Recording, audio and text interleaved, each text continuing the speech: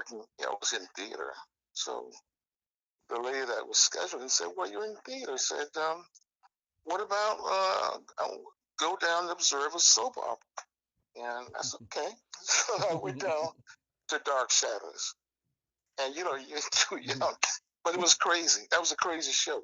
The show was about crazy, and the show was crazy, you know, and because it was, it really changed the show soap opera business, because at that time soap operas, all of them had the producers and everything. So it was like a two-tier thing.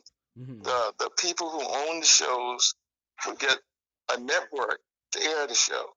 So the people who owned the show did all the production stuff, and then the network would give them a studio and all equipment. Well, Dark Shadows had that same arrangement. Now, I was observing the show.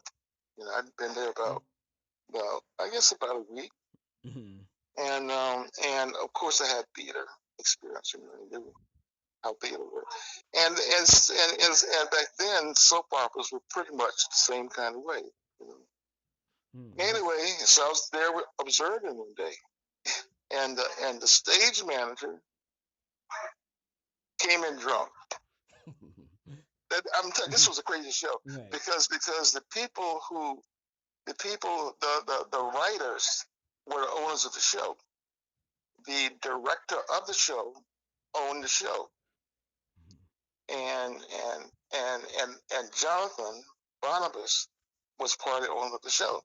And they'll come in, and they get mad, they fight, scream. But anyway, this guy who was observing came in drunk, and apparently he knew, I don't know, he knew the director. So he was so drunk, he started fighting with the director. So they took him to the lead studio. So the man said, "Well," the young man said, "You think you can do this?" I said, "Yeah." He said, "Well, you know what? You can't. Back then, the unions were strong. The guilds and stuff was strong. So, well, you can't wear a headset and cue and talk to the actors unless you're in the guild." I said, "Well, it doesn't matter. I'm fine with it. Shit." He said, "But we'll get in trouble." So they said, "Okay, put the headset on, and you do it today, and tomorrow we will go down to the guild, get your card, pay your fee, everything, get your card, and bring it back to you." I said, "Sure." No, I know what that meant. But god damn, that meant everything. The hardest thing now to get a DGA card, any direct skill, any card, it's impossible. But they went to the next day. I showed up in the studio. The man wouldn't come back. That same man. She said, "Well," the director said, "Well, Ernest, I hope you can do it. Maybe it's not." I said, "But it's on you." She gave me my union card and gave me a headset. So you got a job. I said, "Thank you, sweetheart." and I did that show about 4 or 5 years, until I quit and went to Channel 13, But that's how my luck worked. I mean, shit just happened, It would have seen you would have, because Elombe was also at ABC, I and know, you. I know, I know, I knew Elombe. Yeah, yeah. I mean, I knew Elombe for years at ABC, but I knew him before. Right. I think I was there before Elombe came, because I was always in the studio. Elombe was in the office, Right. but I did Dark Shadows, and then when I left and went to Channel 13, I still did all. I do One Life to Live, you know, Well, everything. I'll just say this in closing, for the AJASS Repertory Theater, just between yourself and Frank and your contributions to theater, I Mm-hmm. think is tremendous. Starting from the sixth. I mean, you guys both have put in so much work, and done so much and paved the way for so many who probably are not even really aware. So No, you should no, just but be commended AJAS, for that. AJAS were tremendous, because we used to go out on the road, down on the road, go do shows out in Queens, all over, take the bus, stuff like that, and then just doing shows at the at the at those rooms, the modeling, and we Hmm. was on the floors of the shows. It would be a break where we do hits. I mean, we do dramatic skits, all kinds of skits. So usually, most of the time, it was just me and Frank. Hmm. And sometimes it used the girl. Sometimes Leroy, Sash would show up. Right. Sash. A few times I think David, you know, Hmm. David was helped actor.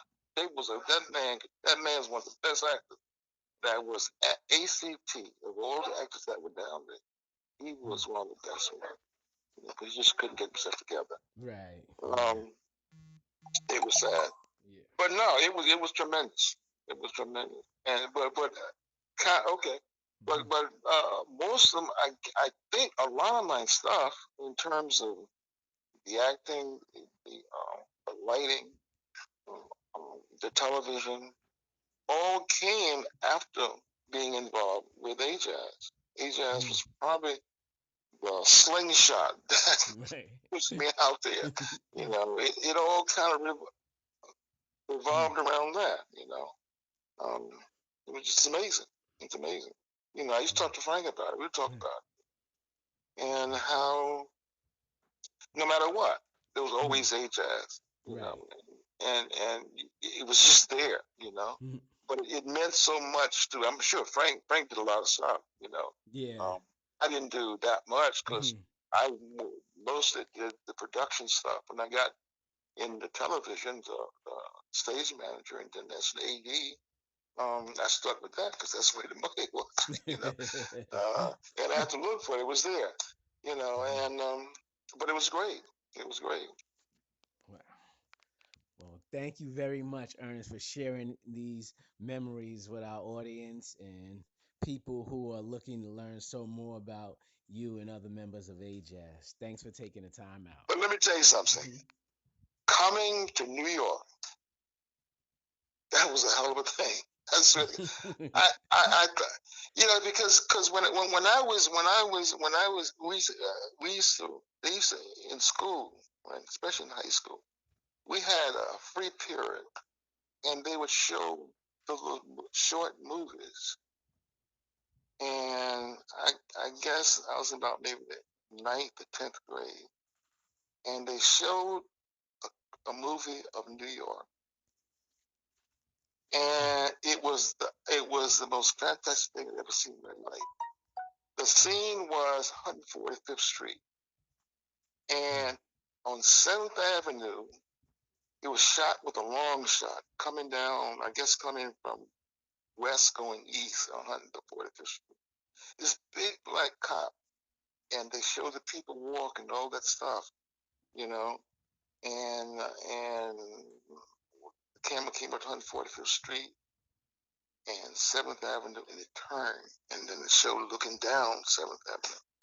And my God, I said, that's New York.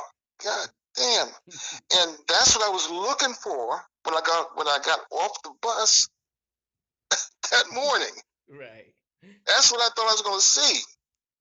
Because that, Mhm. that picture never left my mind. First time I saw it, 104th Street. That was a prettiest sight I'd ever seen in my life. And that picture, when I got off the bus at Port Authority that morning, that's what I had in my mind. And then get on that subway. That was hard and frightening. Come up to the 16th Street, get off. By then it was just daylight. Come upstairs in those fucking mountains of snow, and to walk down that path with all the dog shit. I said, my God, is this New York? It was